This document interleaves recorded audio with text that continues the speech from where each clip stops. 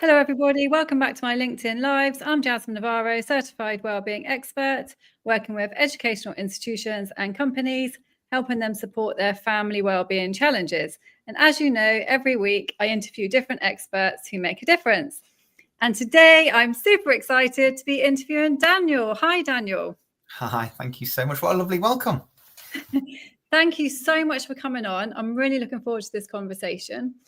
Before we get started, can you tell us a little bit about yourself and what you do?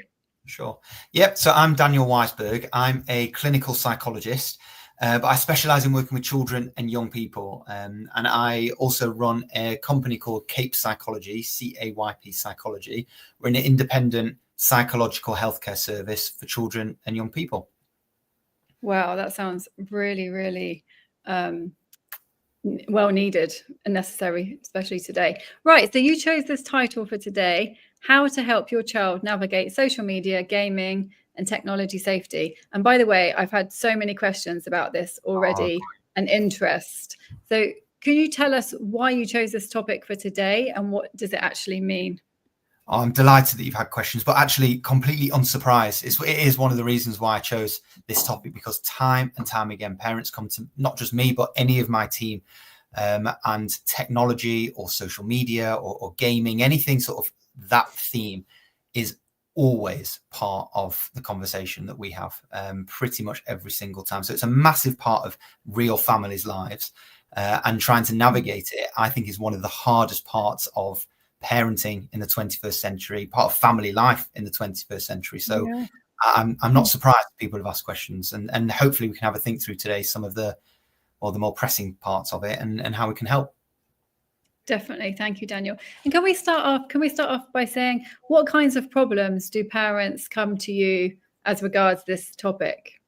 What are the common problems? Yeah, so there are two main ones that jump out very regularly, and then there's quite a few more after that, but the two main ones. The first one is emotional responses when gaming or after gaming or technology wise. So lots of parents comment on how their children from very young all the way through to teenagers, their behavior changes or their emotion changes when they're either on it or just after it. And how do parents manage that? Because sometimes that behavioral change and that emotional change is really extreme, and families find that very difficult to navigate. So that's a big thing that comes up. The second part is the boundaries and the setting time for it.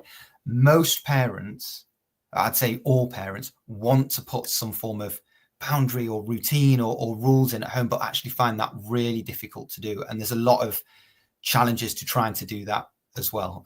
They're the two main big themes that come up. And then on top of it, there's all sorts of other stuff like internet safety, who they're talking to, what they're talking about, access to maybe inappropriate things. And these are sort of additional things that appear as well. But there's so many topics related to this. It's unbelievable. But I do actually have a question on Instagram. Hi, Renuka. How are you doing? Thank you for joining. She says, how has social media and online gaming evolved in ways that parents might not realize? A brilliant question. What a great way to start. It's massively evolved and absolutely involved without us being aware of it as parents. So, and that's in one generation. The shift of what you can do now online is extraordinary. So I know when I was younger, gaming was, here's the CD or the you put in. The children now are like, what's a CD? But so you put your game in, it's not connected to the internet, you play your game, you press pause if you need a wee, or it's time to eat some food or something like that, and then you carry on, and that's sort of it. Whereas now the whole of children's lives are on this technology. So it's not just the game and the entertainment part, which is a big part of it. It's the social world and how you interact with other boys and girls. It's an educational tool. It's a place to let out your emotions and interact with other people who might share some of your feelings or want to help you in certain ways. It's a way to share your life. Like, there are things that people put on social media now that I'm thinking, why are you doing this? Why do you want the world to see this sort of stuff. This is your personal life. But that shift now is huge. And you see it when you say to children, what do you want to be when you're older? You could take any classroom from the middle of primary school through all the way through to high school, and they'll be guaranteed that there'll be people within that classroom saying, I want to be an influencer. That's what they want. Like, that's their drive. That's how they make money. That's how they live. And I don't get it. It's a complete and so it means children are interacting with the technology that we as parents need to get our heads around. But then secondly, they're interacting in ways that are totally different to how we think we should interact with technology. Wow, there's so much there. There's so much to unpack. So where do parents start then with this? Don't have kids. No, don't do that. Where do parents start with this? Right, that is a really good question, because often the difficult part here is parents sometimes start too late, actually, which means the difficulties are already there. So you've got to like backtrack, which is even harder. The first thing I would say, actually, let me go a step before this. Okay. So I'm a clinical psychologist. I could very easily sit here and talk about what we know is best for children and supporting their well-being. But it's very easy for me to do that from sat in my little professional chair with no child or the real world around me. What I say in theory is very nice. In practice, very different. Actually living it and managing it is really difficult. From my own personal life, I know that shouting at children is not helpful. Do I shout at my kids? Absolutely, I shout at my kids. Does it work? No, but I still do it. So this is the real world in which we're in. So most parents are trying to manage this as well as they possibly can. And sometimes it's difficult. And that's where we as professionals can support them with. I'm not here to say, you must do this. You need to do this. No. These are all ideas of what we think helps and how parents can then put it into their own lives, adapting around their own children and their own jobs and their own challenges. It's different for everybody. But in terms of how do parents set this up, my starting point would always be, do not ban it, which might be a bit of a weird. Yes, I completely agree with that one. Yeah, I think avoid extremes. But anyway, carry on. No, but you're absolutely right, because banning it makes sense theoretically. You think, well, it's really dangerous. It's really difficult for us to get our heads around as parents. Children are open to lots of challenges. Surely we don't need to, surely just getting this out of a child's life is the best thing to do. Whereas actually all that ends up happening is children then engage with this content behind your back. And that's even worse. So actually helping children to navigate this safely is much better, which means setting up boundaries and rules and a structure that works. And this is why I say, if you add this in too late, it's then very difficult. But if you start it by introducing a phone or introducing a PlayStation or whatever it might be, yet have the right privacy settings, the right timings, the right times that you give the children the technology, all of that is what needs to be set up first in a context of openness, honesty and transparency, because you don't want to have things happen to you online as a child and not feel comfortable enough to tell your parents. Absolutely. So if we as parents scream at the nightmare behavior that the child is because of the phone and they're disgusting, we put all these labels onto children because of their behavior, which I'm certainly not saying children are angels a lot of the time, but if we label it and clamp down on it, children are very unlikely to then go and say, actually, I've got a problem and come and talk to you about it. And actually, that's the opposite of what we want. We want a safety environment here so we can talk things through. Yeah, absolutely. You want effective communication. We've got another question here on LinkedIn. Hi, Lauren. She says, I have a question. Many children from as young as 7 are playing Fortnite. As an example, how do you manage limiting play when so many of your child's friends are also playing? How do you say no without being the worst mum in the world? Thank you, Lauren, for your question. Great question, Lauren. How do you say no? Well, isn't it easy? You could sit here and we're now not in that environment. We're sat in a nice, quiet place with no pressures, kids, no social world around us. And you sit here and go, just say no. Just that's it. Just get on with it and deal with it afterwards, because that's what's part of parenting. But actually, it's the phrase that comes. There's two parts to that. Being the worst mum in the world afterwards. So actually, what does that make us feel as parents, and how do we then have to deal with that? But secondly, children's friends. There's the context that's there, and that is such an important point. Is if everybody in the class is playing this game, and yours is the one child who's not, that's really difficult. And I would absolutely encourage every parent to follow what they think is right for their own child and their own family, not what the expectations are. What's right for you is the most important part. But yes, you do have to consider these things. Sorry. No. Thanks, Daniel. No, that completely makes sense. But how would you? What happens if a parent doesn't know what's right for them? If they're just like, when you're just feeling so overwhelmed and they're thinking they're doing the wrong thing, or they don't know what's the right thing, how would they begin to find out what's the right thing for them? Yeah. Take your time with this. Absolutely take your time. I love that. Don't just make a rash decision. You need to look it up. You wouldn't make a decision about a child's medical procedure or what they might do without stopping and thinking things through. This is exactly the same. If you are suddenly presented with a child saying, I want to play this, let me, you wouldn't just jump into it. You need to know what it is. What do you do on Fortnite? How do you interact? Now, so Fortnite is a game, but it's also a social tool, and the social tool works through chatting through headsets, but also through an online chat thing.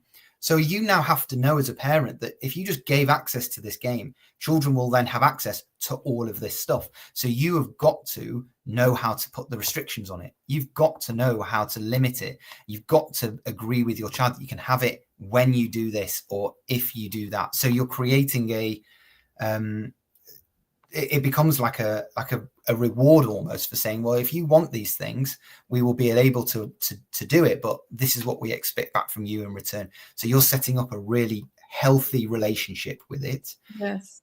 But you will never come to an agreement that your child's happy with. Your child will want it all the time, but you can't allow it all the time. And so they will kick off. And actually kicking off and dealing with the kicking off is important, not just giving in because it's hard to deal with kicking off. And so you will feel bad. You absolutely will feel bad. But it's the right thing. Be prepared. It's the right thing. I guess like what you're saying is the easy quick fix is not the answer. Absolutely saying that. If you jump in and just sort of say, yeah, you can have this and that'll sort of keep you quiet for a few hours, that is not the answer. You have to think things through. Yes, I love that. And we've got another question from Paula. Hi, Paula. How are you doing? She says, at what age do you recommend children start using social media and why? That's a hard question. That's a really difficult question. And it's actually a very topical one. So I think someone correct me if I'm wrong. I think the current age for the social media platforms themselves is 13. So you can't set this up unless you are 13 or older. Okay. Really? Yeah. Is that all platforms? I think so. But I'm not convinced that it's that difficult to fake it. If you could just put a date of birth in, and I don't think you have to upload any documents or prove it or anything like that. So it's not the world's safest safety net. No. I absolutely do not think a single child in primary school needs social media at all. Now, one of the challenges with that is that platforms like TikTok are actually very popular for watching content, not necessarily posting content, but watching content. And if a child is into a certain thing, gymnastics, cookery, football, something like that, it's very easy to use TikTok to search those sorts of videos. And you see these brief clips of things, and that it very quickly learns what you are interested in. So it shows you content that you are interested in, which in itself is that's a whole other conversation. But that's you'd think that for a child who's developing their interest, that would be a great thing to have. Well, do not allow access to any form of social media before the end of primary school, in my opinion. I just don't think. What if you can't, like you said, they'll do it behind your back?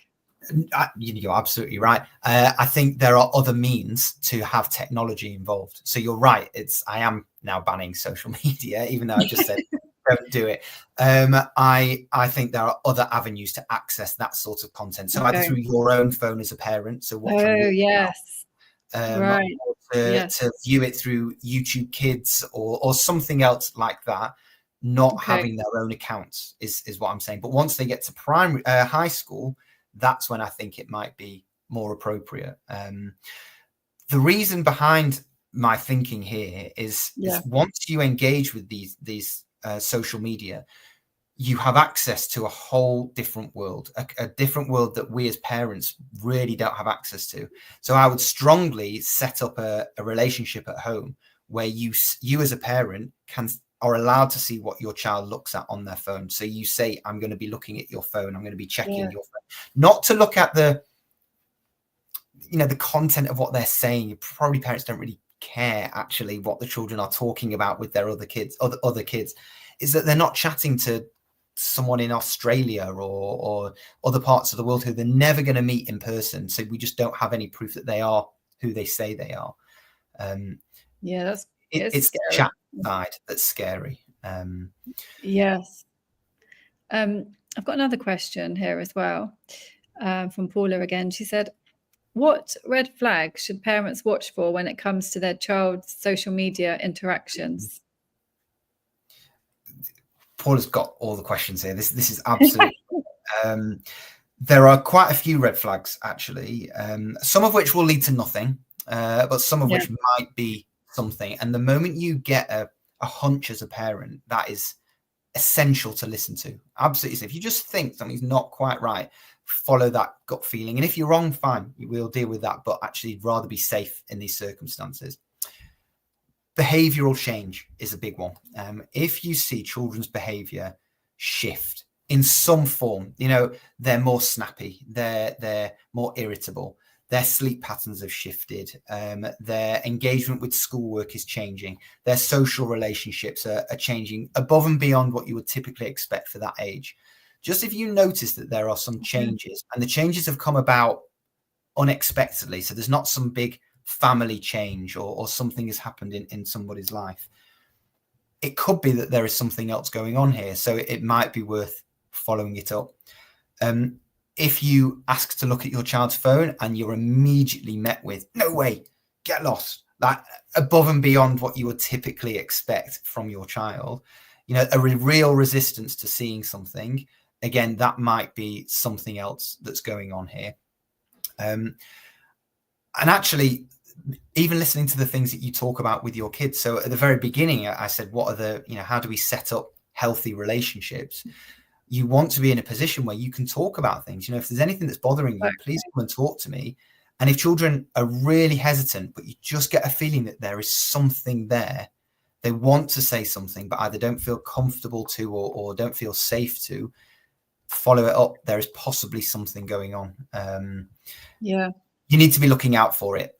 So it essentially means when if especially with older kids, if they're spending hours in their room on their own, just engaging with some platform of some sort, but you have absolutely no idea what they might be doing on there, I just follow that up a little bit just to sort of see, are they safe? Are they okay? Is there anything that we need to be doing? Brilliant.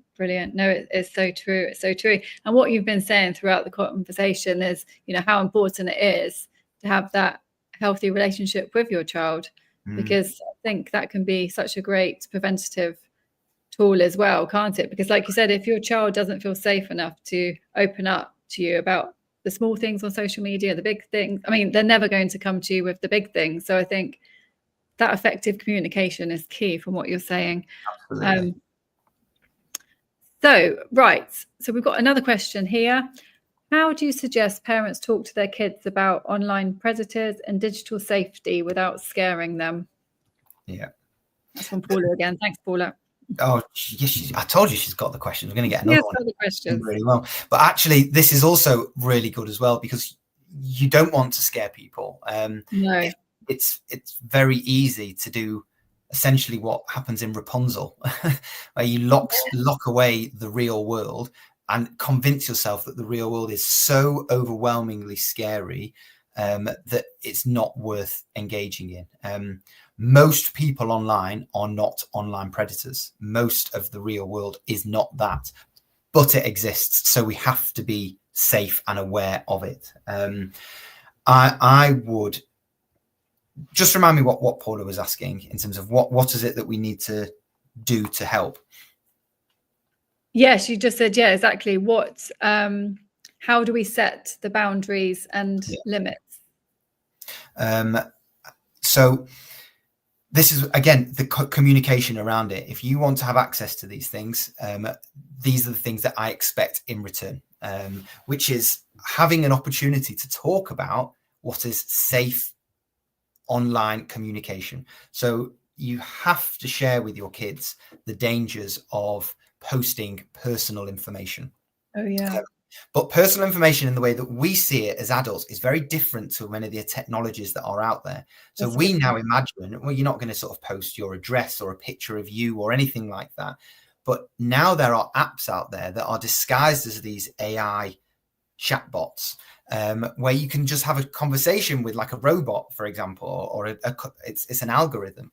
But the algorithms do ask you questions about you. And there are some of these apps out there where they're malicious. They are there purposefully to get that information from younger children, to share their address and to share where they go to school and to share the names of their parents and a car registration plate and that sort of stuff. And suddenly your child has just handed over all of this information because they think they're chatting to this chatbot, where it's probably call centers of scammers, taking a lot of that information. Wow, that's terrifying, actually, isn't it, when you think about it? Yeah. Sorry, carry on. No, I was going to say, I absolutely agree. It's really terrifying. And that is, you would have no idea, because the apps look fun and friendly and teddy bears and cute and gorgeous, but it's what's underneath. And we don't know that it might be completely harmless, but sharing the importance of never sharing your real names with you shouldn't be chatting to people you don't know anyway, but sharing where you live or any personal information. Pictures as well. Once pictures are on the internet, they're on the internet. Even if you delete your profile, it's stored somewhere somewhere, and who knows who's taken screenshots of stuff. And so there are things to discuss, absolutely to discuss, but it has to be discussed and considered safely, not you will never do this because if you do this, you will never have your phone again. That sort of approach, because that's not helpful. Or we found that to be unhelpful. No, definitely. One more question from Paula. She says, many parents worry about screen time. How much is too much? And what guidelines do you suggest? So this is where it is a really good question. This is where my answer is it depends. And it depends on your family circumstances. You can now Google what's safe screen time and you'll be sent to all of these different links. You've got the Pediatrics Associations of America and the children's wellbeing experts of this thing, and they will all come up with their own guidelines, and you'll find numbers. Someone somewhere will say you should never have 2 hours or more. Someone will say you should never have 3 hours or more, and you sit there and think what on earth? It's like any parenting book in a way. Someone's going to have a different approach to what you True, very good point. So you have to do what's right for you. There is recent evidence that says screen time and engaging with online content does not cause, there's not enough evidence for us to be confident that it causes mental health problems. It's the evidence out there says it's not harmful. We're still learning about this, but the main consensus I would say at the moment is engaging with an online world in whatever form does not harm children's mental health. There are other factors that contribute towards that. But what being online does is it stops you from then doing things that we know are much better for mental health, such as being outdoors and hobbies and activities and real world social interaction for lots of children, not everybody. But that is, So I would say if you're thinking about how many hours online, it's important to do what's right for you as a family, but make sure it is balanced with time offline as well. Doing things, busy, engaging with things, and use the online world as a reward almost. There are psychologists out there who say you should never reward with money, you should never reward with screens, and you should never reward with food. And for me, those are the three most rewarding things for children and adults, to be fair. But why not? Why not use those things? If you can feel you can manage them safely and you know that your child will enjoy it, then I would be setting up an environment that says, right, when you do your homework, then you can have your screen. After you've done ballet club, then you can come and play on your PlayStation, and so you're creating if you do this, then you can have this set up. And that's the structure that works really well. Then. We call it incentivizing. Oh, then. I love it. I love it. When then. I love the simple things. Brilliant. Yeah. Thank you, Daniel. When then. Oh, I love it. I love it. So we're nearly running out of time. I mean, you've shared a lot of insights. Thank you so much. But is there anything else you want to mention that we haven't really addressed? I know we could talk about this for a long time, hours and hours, but is there anything else you'd like to mention now before we go? So I would say to parents, don't be afraid to ask for help. Actually, if especially if you are thinking this is out of your depth, because I mean there are social media platforms out there that I would have no idea how it even works. Discord is one of them. And Discord is something that lots of children actually use. Not got a clue, wouldn't even know what it does or how it works. So, and if that is part of your family life and you're thinking, I don't know what to do here, ask for help. Speak to a psychologist if you want to, chat to school, but there are so many services online around how to support your child. The NSPCC have got a lot of information. There's the internet safety services that are all out there. Okay.